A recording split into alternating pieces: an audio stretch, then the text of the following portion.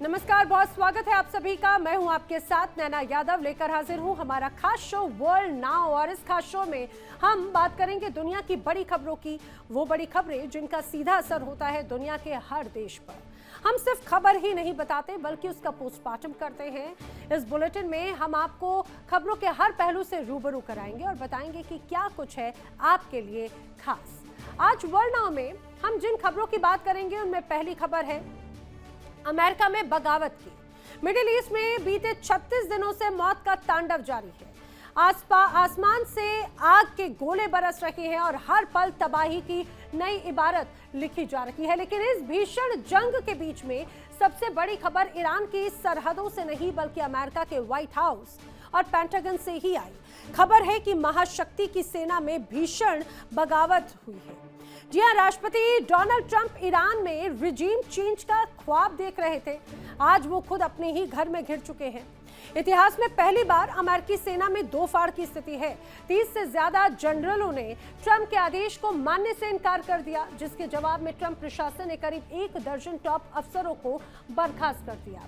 तनाव इस कदर है कि रक्षा मंत्री पीट हेगसेथ और सेना प्रमुखों के बीच में जुबानी जंग सोशल मीडिया पर आ गई है। ट्रंप बिना कांग्रेस की मंजूरी के युद्ध को खींच रहे हैं, जबकि अमेरिकी सेना को डर है कि ईरान की दलदल में घुसना आत्मघाती साबित होगा। एक तरफ ईरान सीजफायर के प्रस्ताव को ठुकराकर अपनी मिसाइलों का दम दिखा रहा है, तो दूसरी तरफ ट्रंप अपनी ही फौज को तानाशाह की तरह हाँकने की कोशिश कर रहे हैं। वर्ल्ड नाउ में आज जो दूसरी खबर है वो बात अमेरिका के फाइटर और उसके हथियारों के बारे में। मिडिल ईस्ट के रण क्षेत्र से जो तस्वीरें और आंकड़े सामने आ रखे हैं, उन्होंने सुपर पावर अमेरिका के माथे पर पसीना ला दिया है। जी हां, बीते 36 दिनों से जारी इस भीषण युद्ध में तेहरान झुकने को तैयार नहीं है, बल्कि उसने अमेरिका की उस साख पर चोट की जिसके दम पर वॉशिंगटन पूरी दुनिया को डराता था। सवाल अब सिर्फ युद्ध का नहीं, सवाल वजूद और व्यापार का है। जिस अमेरिकी तकनीक और फाइटर जेट्स का लोहा दुनिया मानती थी, उन्हें ईरान ने मिट्टी में मिला दिया। आसमान के सुल्तान कहे जाने वाले F-35 और F-15 जैसे विमान आज मलबे के ढेर में तब्दील हो चुके हैं, लेकिन असली चोट तो अमेरिका की जेब पर लगी। टॉमहॉक मिसाइलों से लेकर रिपर ड्रोन तक अरबों डॉलर का गोला बारूद खाक हो चुका है और ईरान की सस्ती मिसाइलों को रोकने के चक्कर में अब अमेरिका अपना खजाना भी खाली कर रहा है। हालात यह है कि पैट्रियट और थार जैसी मिसाइलें खत्म होने की कगार पर है और अब तो दुनिया कुछ कर रही है, लगातार पूछ रही है कि अगर अमेरिका खुद को बचा नहीं पा रहा तो उसके हथियार आखिर खरीदेगा कौन। सऊदी अरब से लेकर जापान तक अमेरिकी हथियारों के सबसे बड़े खरीदार आज इस तबाही को देख रहे हैं। क्या अब रूस, चीन और फ्रांस हथियारों के बाजार में नए सिंघम बनने जा रहे हैं? वर्ल्ड नाउ में आज जो अगली खबर है उसमें बात करेंगे मिडिल ईस्ट में ब्रिज वॉर की। इतिहास गवाह है कि जब युद्ध अपनी मर्यादा को लांघता है तो निशाना सरहदें नहीं होती बल्कि उस देश की धमनियां बनती हैं। मिडिल ईस्ट की जंग अब उस खौफनाक मोड़ पर पहुंच गई जहां पर पुल, बांध और पावर प्लांट बारूद के ढेर में तब्दील हो रहे हैं। अमेरिका ने ईरान की लाइफलाइन कहे जाने वाले B-1 ब्रिज को मिट्टी में मिलाकर ब्रिज वॉर का बिगुल फूंक दिया। और ये हमला सिर्फ कंक्रीट पर नहीं था बल्कि ईरान की अर्थव्यवस्था और सैन्य लॉजिस्टिक्स पर भी एक तरह से बड़ा प्रहार था। लेकिन तेहरान ने भी साफ कर दिया है कि वो झुकने वालों में नहीं है। ईरान का अल्टीमेटम सीधा और डरावना है। सऊदी अरब से लेकर जॉर्डन और अबू धाबी तक खाड़ी देशों के 8 बड़े पुल अब ईरान की मिसाइलों के निशाने पर हैं। जंग अब केवल बमबारी तक सीमित नहीं रही, ये अब वाटर वॉर और पावर वॉर में तब्दील हो चुकी है। कुवैत से लेकर बुशहर न्यूक्लियर प्लांट तक पानी और बिजली के ठिकानों पर होते हमलों लगातार ये बता रहे हैं कि अब सीधे तौर पर आम जनता की जिंदगी को बंधक बनाया जा रहा है। ट्रंप की नई धमकियों की डेडलाइन 6 अप्रैल को खत्म हो रही है। क्या 6 अप्रैल के बाद में मिडिल ईस्ट में ऐसा महाविनाश होगा जिसे दुनिया ने पहले कभी देखा ही नहीं? क्या हम तीसरे विश्व युद्ध की दहलीज पर खड़े हैं? बताएंगे आपको। तो आइए चलिए करते हैं शुरुआत वर्ल्ड नाउ की। अब मिडिल ईस्ट में बीते 36 दिनों से आग के गोले बरस रहे हैं। हर दिन तबाही की कहानी लिखी जा रही है। तबाही का मंजर ऐसा है कि हर दिन अंदाजा लगाना मुश्किल होता जा रहा है। ईरान में भले ही अमेरिका और इजराइल तबाही मचा रहा हो, लेकिन ईरान भी कहीं से कहीं तक पीछे नहीं है। अब ईरान लगातार तबाही का मंजर लिख रहा है। ईरान की स्थिति इतनी ज्यादा मजबूत हो चुकी है कि अब अमेरिका ईरान के साथ सीज फायर चाहता है, लेकिन ईरान ने सीज फायर करने से सीधे सीधे इनकार कर दिया। ईरान ये साफ कह रहा है कि बर्बादी का फैसला बर्बादी से ही होगा। ईरान ने यह भी कहा कि सीज फायर की जरूरत अब अमेरिका को है। ईरान के पास में मिसाइलों का जखीरा मौजूद है। ईरान में जहां सब एकजुट नजर आ रहे हैं, तो दूसरी तरफ अमेरिका में अमेरिका की सेना में ही बगावत हो चुकी है। जी हां, ईरान से जंग, सेना में बगावत का क्या मुख्य कारण है? ट्रंप के आदेशों को अब अमेरिकी आर्मी मान ही नहीं रही है। 30 से ज्यादा जनरलों का आदेश मानने से इनकार है। खबर है कि ईरान पर जमीनी हमले के आदेश को सीधे सीधे सिरे से नकारा जा चुका है। वही यही वजह है कि 30 में से 12 जनरल्स को बर्खास्त कर दिया गया। अब जो होने वाले कहा जाए जॉइंट चीफ ऑफ स्टाफ इसमें अब एक तरह से शामिल है, जिन्हें बर्खास्त किया गया है। काफी सीनियर ऑफिसर्स थे। यानी अमेरिका में ट्रंप के आदेशों का विरोध हो रहा है और एनएसए का अब पद भी जबरदस्ती छीन लिया गया। कई अधिकारियों को जबरदस्ती रिटायर किया जा रहा है। तो क्या आर्मी ये कहा जाए कि अमेरिकी सेना ट्रंप प्रशासन के विरोध में खुलकर आ गई है और ट्रंप के खिलाफ सभी एक साथ आ गए हैं। ट्रंप हर मोर्चे पर घिरते जा रहे हैं। यानी जो ट्रंप ईरान में रिजीम चेंज का सपना देख रहे थे, वो अपने घर में घिरते जा रहे हैं। कभी सैन्य मोर्चे पर, कभी महंगाई के मोर्चे पर, तो कभी रणनीतिक मामलों पर। अब मिडिल ईस्ट जंग के बीच में अमेरिकी सेना में दो फाड़ है। एक के बाद एक इस्तीफों का दौर जारी है। अमेरिकी सेना में किस तरीके से दरार पड़ रही है, ये भी आपको समझाते हैं किस तरह से लगातार अमेरिकी सेना दो फाड़ नजर आ रही है। मिडिल ईस्ट में जंग एक तरह से हार की तरफ लेकर जा रही है अमेरिका की सेना को, और यही वजह है दरार की। जनरल रैंडी जॉर्ज ने आर्मी चीफ पद से इस्तीफा दे दिया। बताया जा रहा है कि यहां पर पीट हेग्सेथ ने रैंडी जॉर्ज को पद छोड़ने के लिए दबाव बनाया था। ट्रंप हेग्सेथ के बीच में तालमेल की कमी बहुत बड़ी वजह मानी जा रही है। 1 दर्जन से ज्यादा अधिकारियों को हेग्सेथ हटा चुके हैं। वहीं पीट हेग्सेथ नाराज क्यों है, ये भी जरा समझिए। पीट हेग्सेथ ने दरअसल आर्मी चीफ का फैसला पलट दिया था। वहीं हेलीकॉप्टर्स के चालक दल का निलंबन जो रद्द किया गया, सोशल मीडिया पर बाकायदा पोस्ट किया गया और सेना चीफ का फैसला बदला गया। इस बीच पीट हेग्सेथ ने लिखा था कि कोई भी सजा नहीं है, आगे बढ़ो देशभक्तों, और ये बात बड़ी नागवार गुजरी थी। यानी अमेरिका में जो अभी उथल पुथल मची है, उससे उबरने में काफी वक्त लग जाएगा, इसमें कोई शक नहीं। यानी ट्रंप के खिलाफ पहले लोग थे, लेकिन अब तो वहां अमेरिकी सेना भी डोनाल्ड ट्रंप के खिलाफ हो गई।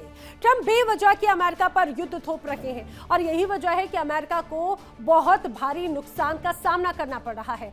अमेरिका का युद्ध ईरान के साथ सीधे तौर पर था ही नहीं, लेकिन बावजूद इसके डोनाल्ड ट्रंप ने मिडिल ईस्ट की युद्ध को अपना बना लिया और लगातार अमेरिका का नुकसान होता रहा। अब आपको बताते हैं कि ट्रंप प्रशासन कैसे एक एक करके टॉप अफसरों को निपटा रहे हैं। समझिए, अब जो खबरें सामने आ रही है, हाई प्रोफाइल बदलाव किस रूप में नजर आ रहा है, आपको एक एक करके बताएं, जिसमें टॉप ऑफिसर्स को निपटाया जा रहा है। अगस्त 2025 का वक्त था जब कुल 12 बड़े अफसर यहां से हटा दिए गए थे। जी हाँ, हाई प्रोफाइल बदलाव कैसे, जिसमें चार्ल्स CQ ब्राउन जूनियर भी शामिल हैं। चार्ल्स CQ, जिनके बारे में क्या कहा जाता है, ये Charles CQ brown junior joint chief of staff के चेयरमैन को पद से हटाया गया। इसके अलावा नाम आता है जनरल टिम हॉक का, जो कि NSA और साइबर कमांड प्रमुख को भी बाहर का रास्ता दिखा दिया गया। इसके अलावा नाम है लिसा फ्रेंचेटी, जो कि नेवी ऑपरेशंस प्रमुख रही।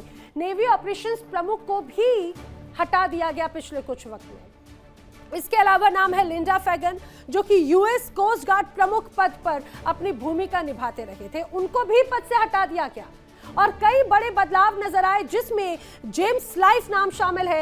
एयरफोर्स वाइस चीफ को भी हटा दिया गया। तो नैन्सी लेकौर भी शामिल है, नेवी रिजर्व प्रमुख थे वो, उन्हें भी पद से हटा दिया गया है। इसके अलावा शोशाना चैटफील्ड का भी नाम शामिल है। बताया जा रहा है कि शोशाना चैटफील्ड दरअसल नाटो से जुड़े वरिष्ठ अधिकारी थे, उन्हें भी हटा दिया गया। कई और नाम है, यहाँ पर ये लिस्ट खत्म नहीं होती। इसमें जेमी सेंट्स का नाम शामिल है जो कि नेवल स्पेशल वॉरफेयर कमांड प्रमुख के तौर पर जिम्मेदारी निभाते रहे, उन्हें भी पद से हटा दिया गया। कई और भी बड़ी घटनाएं हुई जिसमें डिफेंस इनोवेशन यूनिट भी शामिल है, जहां पर कार्रवाई की गई, जिसमें डब बैक उनको भी इस्तीफा देना पड़ा जो कि डिफेंस इनोवेशन यूनिट को लीड कर रहे थे। अब बताया ये जा रहा है डिफेंस इंटेलिजेंस एजेंसी के प्रमुख जेफरी क्रूज को भी पद से हटा दिया गया। एयरफोर्स चीफ डेविड एल्विन ने भी समय से पहले ही इस्तीफा दे दिया, रिटायरमेंट ले लिया, और ये उनकी इच्छा नहीं थी, ये उनके ऊपर दबाव बनाया गया था, या तो डोनाल्ड ट्रंप की मन मुताबिक नीतियों को अपनाओ या इस्तीफा दो। एक और ट्रंप अपनी आर्मी से खुश ही नहीं है, तो दूसरी तरफ अमेरिकी आर्मी डोनाल्ड ट्रंप से खफा है, उनसे खुश नहीं है। ईरान और मिडिल ईस्ट की जंग को लेकर दोनों ही एक दूसरे के खिलाफ हो गए। अब तो ट्रंप के समय में ये कहा जाए कि नहीं आ रहा है, समझ ही नहीं आ रहा कि आखिर उनको करना क्या है। अमेरिकी सेना और खुद उपराष्ट्रपति जेडी वेंस ईरानी हमलों को लेकर तैयार नहीं थे। उनका कहना था कि ईरान सीधे तौर पर अमेरिका के लिए बड़ा खतरा है ही नहीं, और इसीलिए ईरान पर हमला करना इस वक्त ठीक नहीं है। लेकिन बावजूद इसके, क्योंकि पीट हेग्सेट चाहते थे और डोनाल्ड ट्रंप चाहते थे, पीट हेग्सेट और डोनाल्ड ट्रंप ने नेतन्याहू के कहने पर ईरान में हमला कर दिया और सीधे सीधे इस जंग को ईरान बनाम इजराइल की जगह ईरान बनाम अमेरिका बना दिया। जंग के बीच में तानाशाह के रूप में डोनाल्ड ट्रंप साफ तौर से नजर आ रहे हैं, यानी अपना फैसला जबरन एक तरह से वो थोप रहे हैं, और वजह है अमेरिका में दो खेमे होते हुए नजर आते हैं। पीट हेग्सेट और ट्रंप एक और हैं, ट्रंप के कुछ चापलूस अधिकारी भी उनके साथ में हैं, जबकि उपराष्ट्रपति जेडी वेंस और कई सेना के अधिकारी और पेंटागन के कई अधिकारी दूसरी तरफ। अमेरिकी कांग्रेस सांसद भी इस युद्ध के खिलाफ है। दरअसल अमेरिका को युद्ध के लिए अमेरिकी कांग्रेस से परमिशन लेनी होती है, लेकिन डोनाल्ड ट्रंप ने क्या किया, डोनाल्ड ट्रंप ने युद्ध छेड़ने से पहले ही एक तरह से परमिशन ली ही नहीं, और डोनाल्ड ट्रंप ने मिडिल ईस्ट में जंग का आगाज कर दिया। कई बार तो डोनाल्ड ट्रंप ये कह भी चुके हैं समय समय पर अलग अलग मौकों पर कि अमेरिका ईरान से जंग नहीं लड़ रहा है, समझिए, बल्कि वो ऑपरेशन कर रहा है जो पिछले 34 दिनों से चल रहा है ईरान में। अब अमेरिका कह रहा है कि वो जंग नहीं है, वो तो बल्कि ऑपरेशंस है। तो डोनाल्ड ट्रंप को ये समझा देना चाहिए कि आखिर ये वॉर ऑपरेशंस और जंग में अंतर क्या होता है। युद्ध को लेकर सैन्य अधिकारी लगातार चिंता भी जता रहे हैं। उनकी तरफ से चिंता क्या जताई गई है वो भी आपको बता देते हैं। दरअसल युद्ध के बीच में अब डोनाल्ड ट्रंप की बौखलाहट है, सैन्य अधिकारियों की बड़ी चिंता है। कैसे? सैन्य अधिकारी बार बार चिंता जता रहे हैं। पेंटागन के कई रणनीतिकारों में अब डर का माहौल है। हॉर्मुज अगर नहीं खुला तो क्या होगा, हॉर्मुज अगर नहीं खुला तो अर्थव्यवस्था को भारी नुकसान होगा। ये अमेरिका की कई एजेंसीज, कई अधिकारी चीख चीख कर कह रहे हैं, डोनाल्ड ट्रंप को समझा रहे हैं। डोनाल्ड ट्रंप की खुद की टीम या विपक्ष की तरफ से बताया गया कि ये आर्थिक तौर पर बहुत नुकसान झेलना पड़ सकता है अमेरिका को, लेकिन डोनाल्ड ट्रंप को समझ नहीं आ रहा। हॉर्मुज अगर लंबे समय तक बंद रहा तो वैश्विक अर्थव्यवस्था पूरी तरह से बर्बाद हो जाएगी, और उसमें अमेरिका भी शामिल है। पेंटागन के अधिकारी सीमित युद्ध चाहते थे। अमेरिकी राष्ट्रपति ट्रंप की जिद ने इस युद्ध को और भी ज्यादा लंबा कर दिया, और इस युद्ध का अंत क्या है ये कोई नहीं जानता। यही वजह है कि कई अधिकारी लगातार नाराजगी जताते रहे, लेकिन डोनाल्ड ट्रंप हैं कि मानने को तैयार नहीं। अब समझिए, जो संवैधानिक सहमति है वो तक इसमें नजर नहीं आ रही थी। अमेरिकी सांसद ने बाकायदा इस युद्ध पर सवाल उठाए थे। सैन्य कानूनी सलाहकारों ने युद्ध पर सवाल उठाए थे। कांग्रेस की मंजूरी के बगैर ही यूएस ने युद्ध शुरू कर दिया, और इस बात का भी जिक्र बार बार यूएस की कांग्रेस की तरफ से किया जाता रहा, लेकिन इसका भी असर डोनाल्ड ट्रंप पर अभी तक तो नहीं पड़ा। अब अगर पड़ भी रहा हो तो डोनाल्ड ट्रंप फंस चुके हैं इस युद्ध को इतना लंबा खींचकर। वो समझ ही नहीं पा रहे कि अब वो आखिर कैसे फेस सेविंग के साथ में फेस एग्जिट ईरान के इस युद्ध से बना ले, लेकिन अब उन्हें कोई रास्ता नजर नहीं आ रहा। आइए आपको बताते हैं कि डोनाल्ड ट्रंप के निशाने पर आखिर आगे हो कौन कौन सकता है, क्योंकि अभी तक तो कई बड़े अधिकारियों को वो अपनी टीम से हटा चुके हैं, जिसमें अमेरिका के सेना के कई टॉप अधिकारी शामिल थे, कई प्रमुख शामिल थे जो डोनाल्ड ट्रंप की नीतियों के बिल्कुल भी समर्थन में नहीं थे। आखिर वो अब कौन कौन हो सकते हैं? लिस्ट क्योंकि बड़ी लंबी है। कुछ लोग ट्रंप के आदेश पर अभी भी सवाल उठा रहे हैं, इसलिए अब ट्रंप का अगला टारगेट कौन होगा ये भी जान लीजिए। फिलहाल आप ये देखिए, ये 5 वो चेहरे जो लगातार डोनाल्ड ट्रंप से युद्ध को लेकर बेबाकी से सवाल पूछ रहे हैं। आखिर कौन है उसमें नाम है हॉवर्ड लटनिक का। ये यूएस में वाणिज्य मंत्री हैं। वो लगातार डोनाल्ड ट्रंप से सवाल पूछ रहे हैं, इस युद्ध का औचित्य क्या है, इस युद्ध से अमेरिका को क्या फायदा होगा, इस युद्ध में क्या क्या अमेरिका खो रहा है, वो सारी चीजें हॉवर्ड लटनिक बता रहे हैं। इसके अलावा नाम आता है काश पटेल का। ये एफबीआई डायरेक्टर हैं और एफबीआई डायरेक्टर के नाते कई इंटेलिजेंस रिपोर्ट में बाकायदा डोनाल्ड ट्रंप और उनकी टीम को बताया गया है कि ये युद्ध अमेरिका के फेवर में नहीं है, बल्कि अमेरिका को बहुत नुकसान पहुंचाएगा। और यही बात अब डोनाल्ड ट्रंप को रास नहीं आ रही, इसीलिए काश पटेल पर भी तलवार लटक रही है। चावेज डेरमेर भी इसमें शामिल हैं, जो कि श्रम मंत्री हैं। इसके अलावा डेन डिस्क्रॉक शामिल हैं, जो कि सेना सचिव हैं। अब इनसे बेहतर आखिर कौन हालात बता सकता है? और लेकिन वो डोनाल्ड ट्रंप और पीट हेग्सेथ की हाँ में हाँ नहीं मिला रहे, इसीलिए यहाँ पर गड़बड़ हो जा रही है। तुलसी गबार्डर जो कि खुफिया निदेशक हैं, आपको याद होगा कुछ दिनों पहले एक रिपोर्ट सामने आई थी और उसमें तुलसी गबार्डर ही एक तरह से रिपोर्ट को पेश कर रही थी और बाकायदा उन्होंने बताया था कि जो युद्ध चल रहा है वो युद्ध अमेरिका को नुकसान पहुंचा रहा है। और उन्होंने उस रिपोर्ट में ये कह दिया था कि ईरान अमेरिका के लिए कहीं से कहीं तक नुकसानदेह नहीं है। ईरान जिस रूप में अभी अपनी यूरेनियम संवर्धन को आगे बढ़ा रहा है, उससे अमेरिका को कोई खौफ नहीं है, ना ही वो कोई इस तरह से परमाणु हथियार बना रहा है। और यही बात डोनाल्ड ट्रंप को चुभ गई। डोनाल्ड ट्रंप कह रहे हैं कि भाई हम कह रहे हैं इजराइल के कहने पर कि ईरान बना रहा है परमाणु हथियार, तो बना रहा है। आखिर अमेरिका या डोनाल्ड ट्रंप की बातों को काउंटर करते हुए, दरकिनार करते हुए तुलसी गबार्डर ने हकीकत क्यों बता दी? और यही वजह है कि वो भी अब अमेरिका के लिए अब मुश्किल हालात या डोनाल्ड ट्रंप के लिए मुश्किल बन गए हैं। तो ये वो 5 लोग हैं जिन पर आने वाले वक्त में तलवार लटक सकती है, ऐसा दावा किया जा रहा है। अमेरिकी सेना और नागरिकों में पीट हेग्सेथ के नेतृत्व से मात्र 9% तथ्य हैं। सर्वे में रक्षा कर्मियों की नौकरी से संतुष्टि काफी गिरी है। सक्रिय सेना में बड़े पैमाने पर जनता में असंतोष है।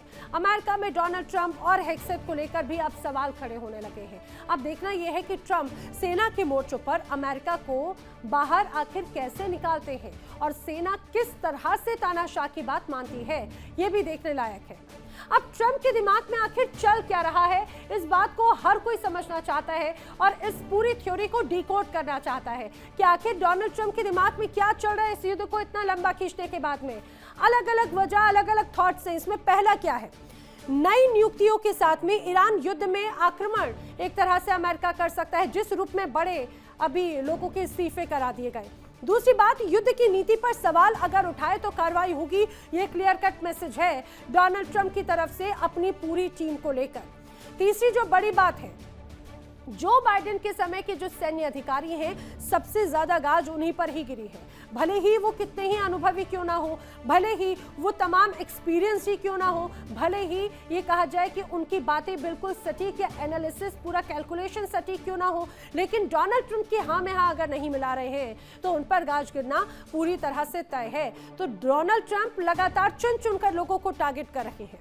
आइए अब आपको बताते हैं कि अमेरिकी सेना आखिर क्यों डोनाल्ड ट्रंप की बात मान नहीं रही, क्यों अपने राष्ट्रपति की बात को वो सहमति उसमें नहीं जता रही है। दरअसल अमेरिकी सेना ये बखूबी जानती है कि अगर ईरान में वो गए, बूट ऑन ग्राउंड्स किया, जमीनी ऑपरेशंस को अंजाम दिया, तो वहां पर ईरान की सेना से सीधे तौर पर मोर्चा लेना खतरे से खाली नहीं होगा, बहुत चैलेंजिंग होगा। खतरों, ये कहा जाए खतरों से तो घिरे होंगे ही, लेकिन उसमें हार के चांसेस ज्यादा हैं, नुकसान के चांसेस ज्यादा हैं। लेकिन ये बात अमेरिका के राष्ट्रपति डोनाल्ड ट्रंप नहीं समझ रहे, क्योंकि ईरानी सेना भौगोलिक स्थिति से बहुत अच्छे से कहा जाए उसको ज्ञात है, परिचित है। लेकिन अमेरिकी सेना के लिए वो जगह आखिर पूरी तरह से नई होगी, इसीलिए ईरान में सेना उतारना खतरा हो सकता है। लेकिन ट्रंप चाहते हैं कि अमेरिका की सेना ईरान की जमीन पर उतरे, यूरेनियम को ईरान से बाहर लेकर आए,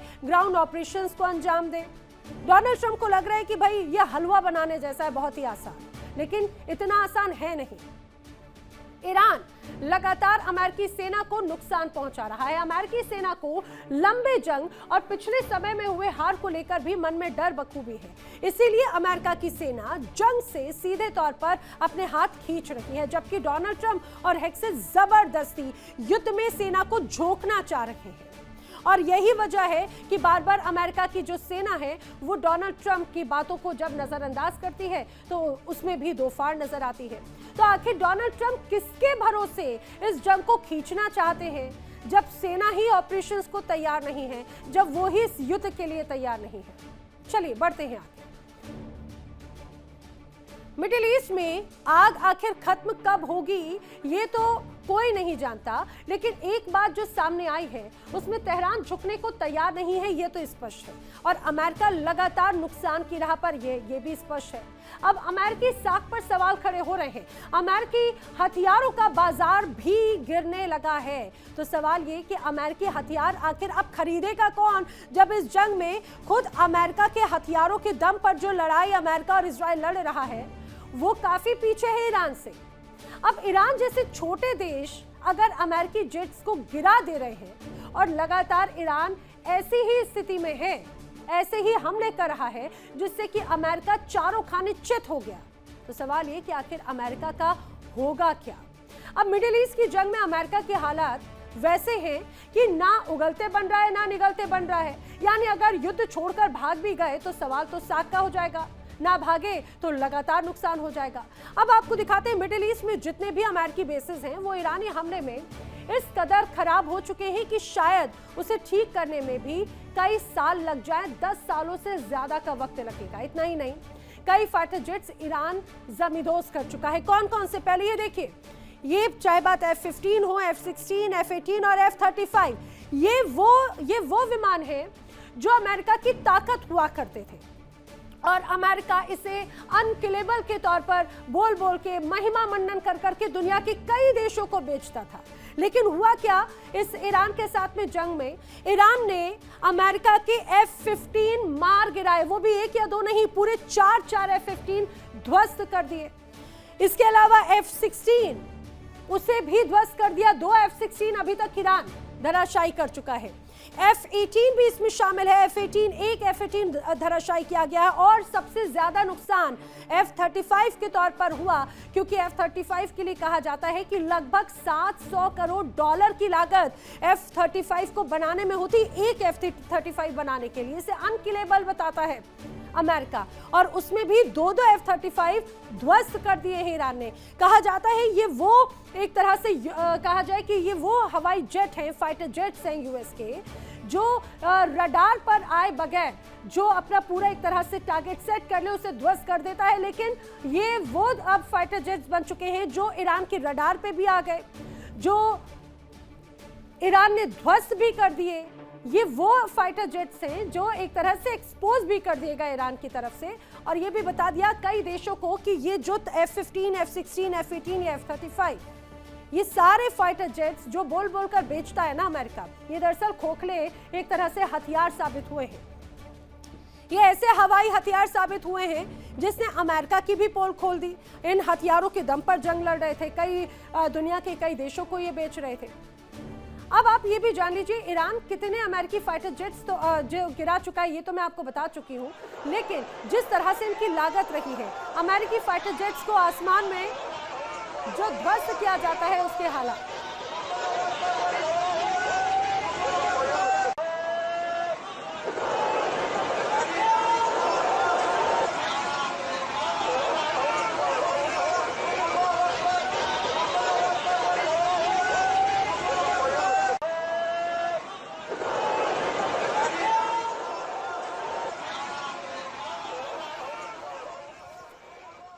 तो ये जो आप आसमान में देख रहे हैं ना आग का गोला, दरअसल ये वही फाइटर जेट्स हैं जो अमेरिका की ताकत थे।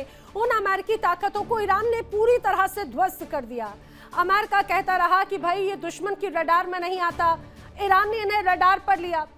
अमेरिका कहता रहा कि ये अनकिलेबल है, ईरान ने इन्हें ध्वस्त कर दिया और उन पुर्जों की तस्वीरें भी बाकायदा शेयर की गई। यानी अमेरिकी फाइटर जेट्स को आसमान में उड़ जाए तो दहशत फैल जाती है, ऐसा दावा किया जाता था। तबाही कितनी बेशुमार होगी ये दावा किया जाता था, लेकिन तबाही की जगह फाइटर जेट्स अब खुद तबाह हो गए हैं। सोचिए जरा, वैसे देश से हथियार से जिस पर अमेरिका ने कई वर्षों से सैंक्शंस लगा रखे थे, अमेरिका को सदमा लगा है कि ईरान आखिर ऐसा कर कैसे सकता है। और अब तो डोनाल्ड ट्रंप को सपने में खामने ही नजर आते होंगे और ट्रंप अकेले में ये सोचते होंगे कि काश ईरान के साथ में पंगा लिया ही नहीं होता, कम से कम साख तो बच जाती। जो नुकसान हुआ वो तो हुआ, लेकिन साख की जो एक तरह से उस पर बट्टा लग चुका है। ईरान से लड़ना डोनाल्ड ट्रंप को महंगा पड़ता हुआ नजर आता है। ऐसा क्यों, आइए आपको जल्दी से बता देती हूँ। खासतौर से अगर हम बात करें कुछ हथियारों की, अगर हथियारों की बात करें तो टॉमहॉक मिसाइल इस्तेमाल और नष्ट भी किया जा चुका है। किस रूप में, करीब बताया जा रहा है कि इसकी कीमत 20 करोड़ की होती है और अभी तक कई टॉमहॉक मिसाइलें नष्ट कर चुका है ईरान। अमेरिका की 1700 करोड़ का नुकसान एक तरह से लग चुका है। आइए बात कर लेते हैं इसके टॉमहॉक के अलावा F-15E की। अभी तक 4 F-15E ईरान नष्ट कर चुका है अमेरिका के, और एक की कीमत 288 करोड़ की होती है। और यानी कि अगर 4 को ध्वस्त किया तो लगभग 1150 करोड़ डॉलर्स का नुकसान एक तरह से अभी तक अमेरिका को हो चुका है।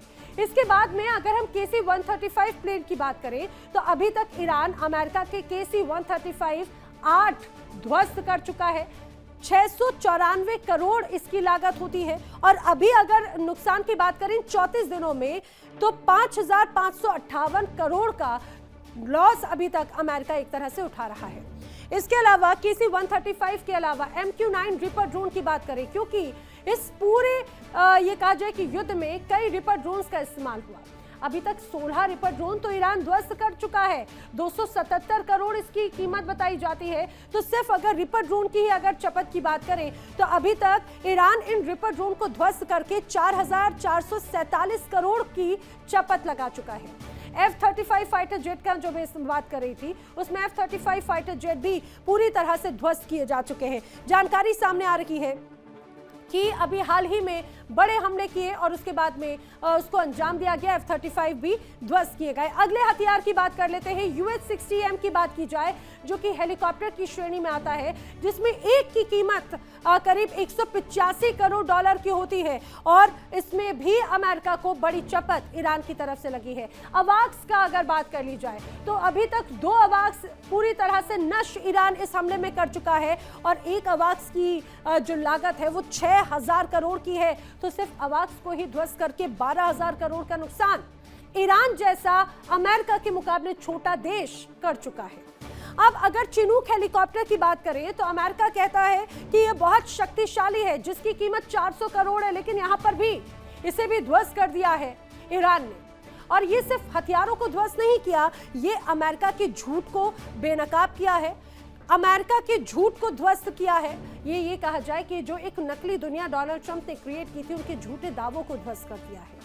ये वो डेटा है जो दुनिया के सामने आए, लेकिन हथियारों को ईरान ने ढेर कर दिया, जिसकी कहानी बताने में शायद अब अमेरिका को भी शर्म आ रही होगी।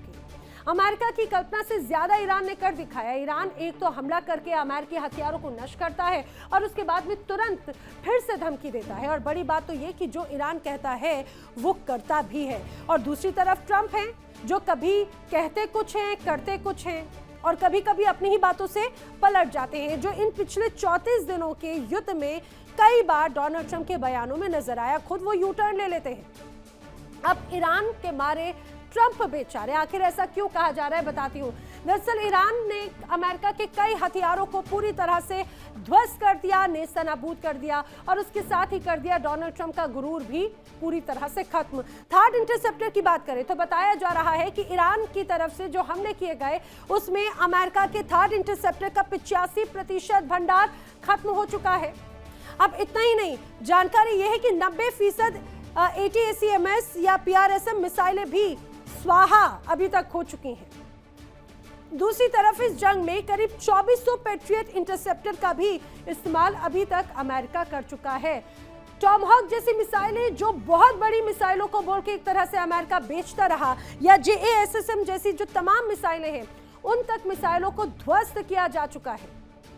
ये टॉमहॉक आपको याद होगी, कुछ समय पहले तक अमेरिका यूक्रेन को बार बार ये झांसा दे रहे थे कि आप टॉमहॉक मिसाइल लो और रशिया से युद्ध लड़ लो, आपको फतेह हासिल होगी, जीत हासिल होगी। लगातार चाह भी रहा था यूक्रेन मिल जाए, लेकिन अब यूक्रेन भी कह रहा होगा कि बहुत अच्छा हुआ नहीं मिला, क्योंकि अगर ईरान जैसा देश अमेरिका के इस हथियार को हवा में उड़ा देता है तो रशिया तो पूरी तरह से एकदम बर्बाद ही कर देगा। अमेरिका ने जंग के शुरुआती चरणों में उसके सहयोगियों ने 11,000 से ज्यादा आधुनिक हथियार इस्तेमाल किए, जिनकी कुल लागत लगभग $26 बिलियन थी। इन्हें दोबारा भरने में $50 बिलियन से ज्यादा का खर्च आने का अनुमान है। एक रिपोर्ट के अनुसार 12 मार्च तक अमेरिका और इजरायल ने अपने 12 प्रमुख हथियारों के स्टॉक का 20% से अधिक का हिस्सा इस्तेमाल कर लिया था। ईरानी हमलों में अमेरिका के कम से कम 12 रडार सिस्टम, सैटेलाइट टर्मिनल और एक थर्ड रडार को भारी नुकसान पहुंचा है और उसकी कई तस्वीरें सामने आई हैं आसमान से जब नुकसान हुआ तो।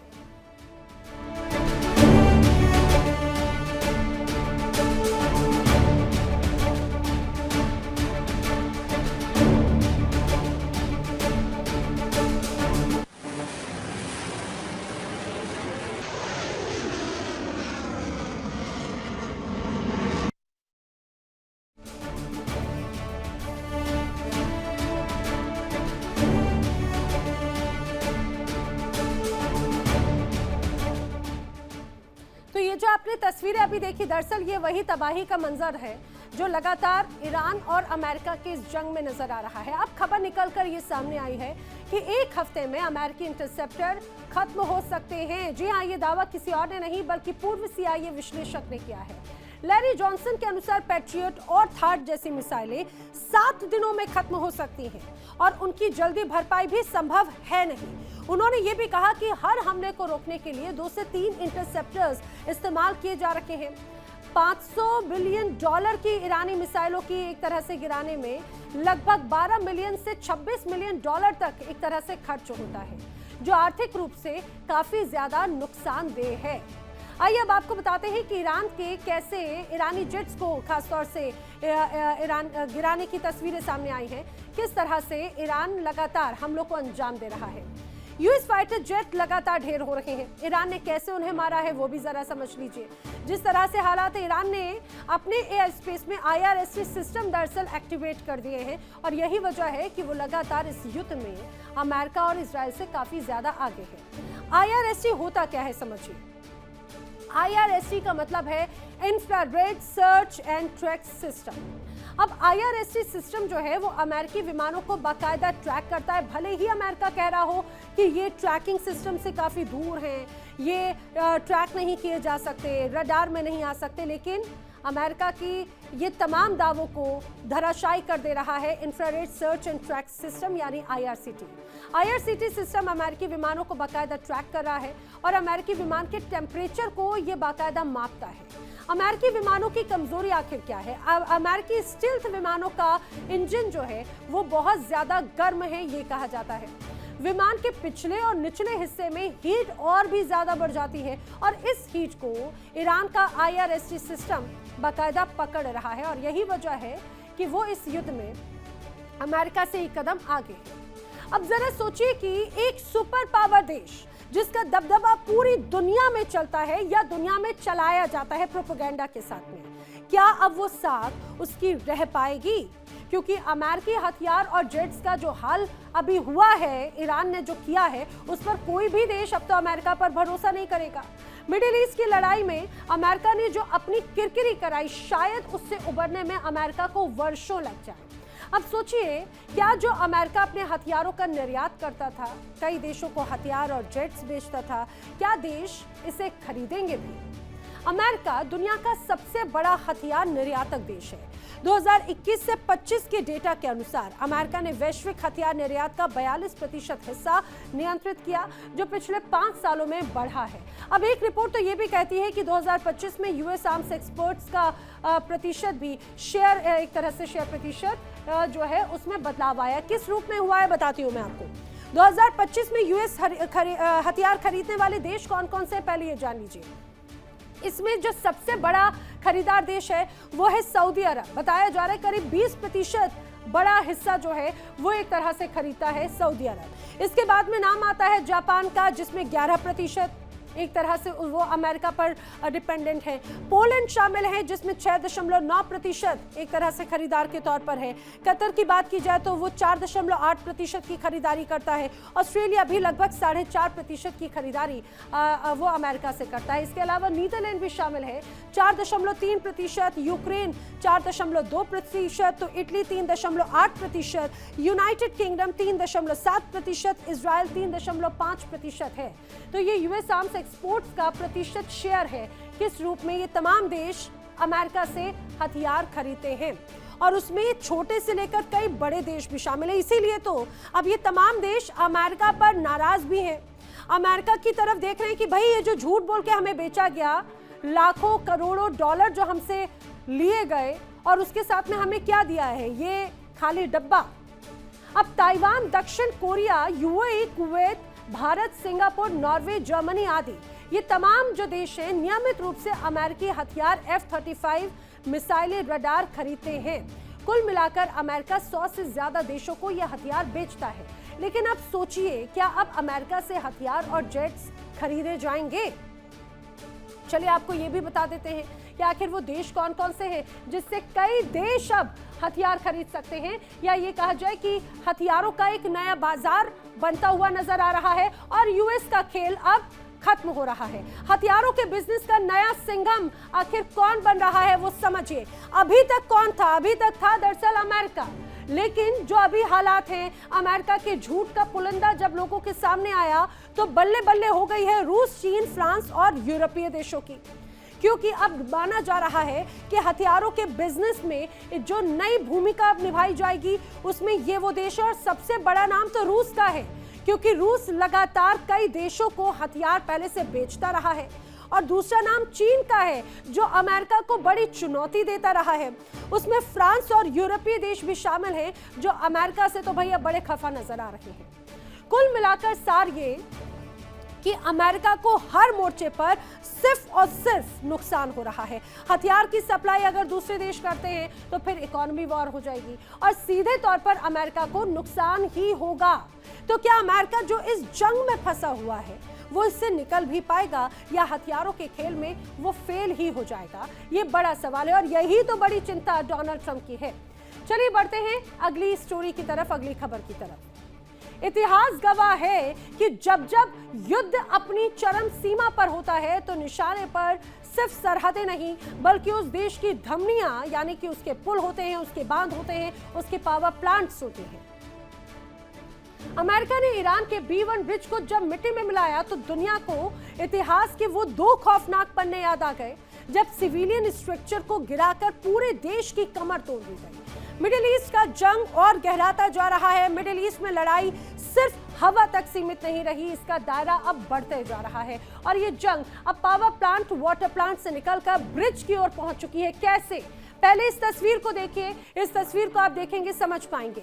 ये दरअसल जो आप बीच का हिस्सा देख रहे हैं ये ईरान की तस्वीर है। ईरान का B1 ब्रिज, जो कि ईरान का सबसे बड़ा ब्रिज माना जाता है, अमेरिका ने उस पर हमला किया और देखते ही देखते आंखों के सामने वो धराशायी हो गया। जो एक बहुत भारी भरकम बड़ा ब्रिज हुआ करता था, वहां पर ये तबाही का मंजर नजर आता है। सिर्फ कंक्रीट का जंजाल, सरियों का जंजाल नजर आता है। यानी कि आप ये समझिए, जहां से पहले लोग आवागमन करते थे, ये ब्रिज ईरान के कई शहरों को जोड़ता था या कई देशों को एक तरह से कनेक्ट कर सकता था। अमेरिका ने उस पर बड़ा प्रहार किया और दावा यह किया जाता है कि जिस रूप में ये पूरा ब्रिज है ये ईरान को बहुत मजबूती देता था और अमेरिका ने उस हमले के माध्यम से ईरान को बहुत पीछे ढकेलने की कोशिश की, या ये कहा जाए कि उसके इंफ्रास्ट्रक्चर को वार करके बताने की कोशिश की कि अब इसे सुधारने में, दुरुस्त करने में भी कई साल लग जाएंगे और ये सपना अब अधूरा ही रह जाएगा। देखिए ये एक बार फिर से तबाही की, ये आपको दो तस्वीरें दिखा रही हूँ। एक तरफ इस हमले की तस्वीर आप देखिए, जैसे ही यहाँ पर धमाका होता है चारों तरफ सिर्फ धुएं का गुबार नजर आता है, चारों तरफ काफी दूर तक इसकी कंपन महसूस की जाती है। और ये दूसरी तस्वीर, ये दूसरी, मेरे बाएं और दाएं तरफ दोनों तरफ देखिए, ये ब्रिज के सिर्फ तबाही का मंजर नजर आता है, अवशेष एक तरह से नजर आता है, क्योंकि एक बड़ा हिस्सा पूरी तरह से ध्वस्त किया गया। और ये जो पूरी लड़ाई है इसका दायरा बढ़ता जा रहा है। आप ये मान के चलिए, अमेरिका और इजराइल लगातार ईरान के पावर प्लांट्स को, वाटर प्लांट्स को टारगेट कर रहे हैं, ब्रिज को टारगेट कर रहे हैं। अगर कहीं कि मिडिल ईस्ट में ब्रिज वॉर शुरू हो गई इस तस्वीर को देखते हुए तो गलत नहीं होगा। बीते दिनों अमेरिका ने ईरान में ब्रिज पर बमबारी की और इस बमबारी से ईरान को काफी नुकसान हुआ। अमेरिकी सेना ने ईरान में तेहरान और कर्ज को जोड़ने वाले महत्वपूर्ण B1 ब्रिज पर बमबारी की थी। यह हमला एक बड़े हवाई अभियान का हिस्सा था जिसमें पुल का एक हिस्सा क्षतिग्रस्त हो गया।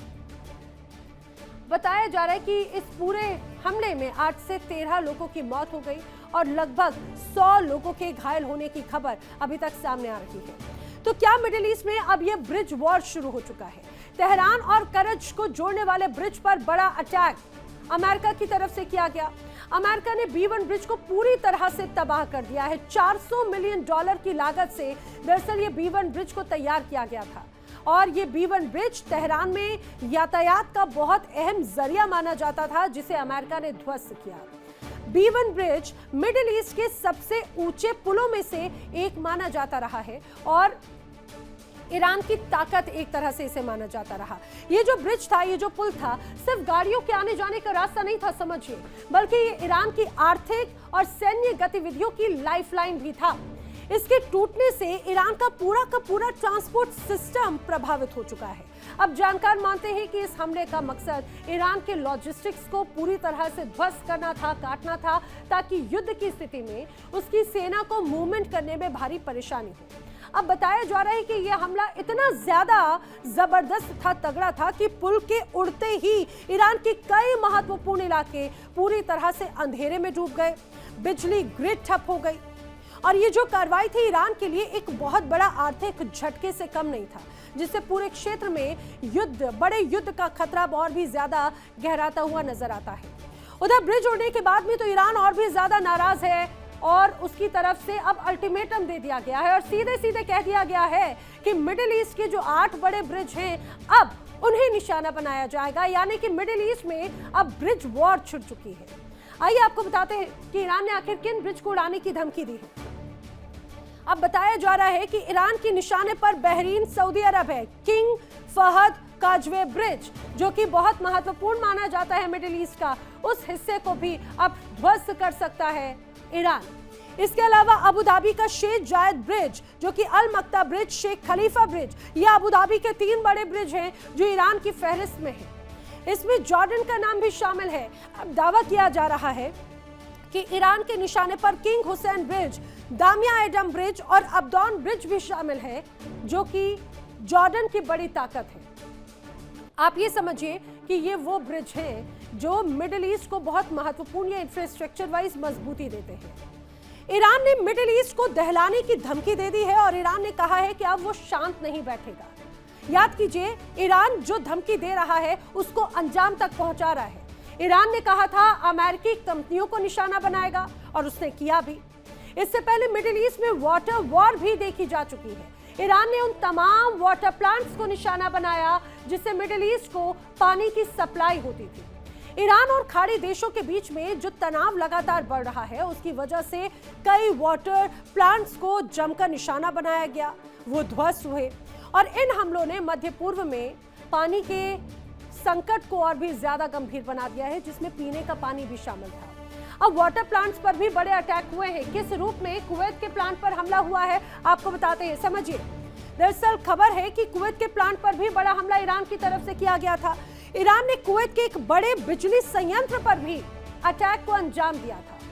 डिसलिनेशन प्लांट पर भी मिसाइल और ड्रोन से अटैक ईरान की तरफ से किया गया था और यह हमला इतना खतरनाक था कि प्लांट का जो बुनियादी ढांचा है वो पूरी तरह से तहस नहस हो गया, उसे भारी नुकसान पहुंचा। अब ईरान के प्लांट पर हमला किस रूप में इजराइल और अमेरिका ने किया था वो भी समझिए। ईरान का केशम द्वीप, जहां पर पानी का ये प्लांट था जिस पर अटैक किया गया था अमेरिका और इजराइल के संयुक्त ऑपरेशन के तहत। ईरान का इजराइल और अमेरिका पर हमले का आरोप है। हमले से लगभग 30 गांवों की पानी की आपूर्ति पूरी तरह से ठप हो गई। अब कई रिपोर्ट्स तो ये भी कहती हैं कि बहरीन और ईरान के खुजिस्तान शहर में भी जल सुविधाओं को निशाना बनाया गया है, जिससे लाखों लोगों के लिए पानी और बिजली की किल्लत पैदा हो गई है। पुलों और पावर प्लांट पर हमलों ने मिडिल ईस्ट की जंग को खतरनाक मोड़ पर ला दिया है। अब लड़ाई समझिए सिर्फ सैन्य ठिकानों तक सीमित नहीं है, बल्कि आम लोगों की जिंदगी पर सीधा असर डाल रही है। तेल, पानी, बिजली संकट के बीच में दुनिया ने तीसरे विश्व युद्ध की आशंका और भी ज्यादा तेजी से बढ़ा दी है और यही वजह है कि मिडिल ईस्ट की ये लड़ाई अब 2 या 3 देशों तक नहीं, बल्कि आम जनता के लिए और भी ज्यादा मुसीबत का सबब बन चुकी है। वर्ल्ड नाउ में फिलहाल वक्त एक ब्रेक का। इंडिया डेली अब आपकी स्मार्ट टीवी पर भी मौजूद है। इंडिया डेली अब आप लाइव देख सकते हैं इन सभी प्लेटफॉर्म्स पर।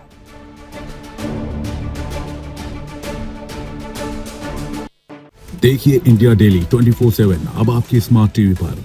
इंडिया डेली मौजूद है सभी डिजिटल प्लेटफॉर्म पर लाइव और लगातार।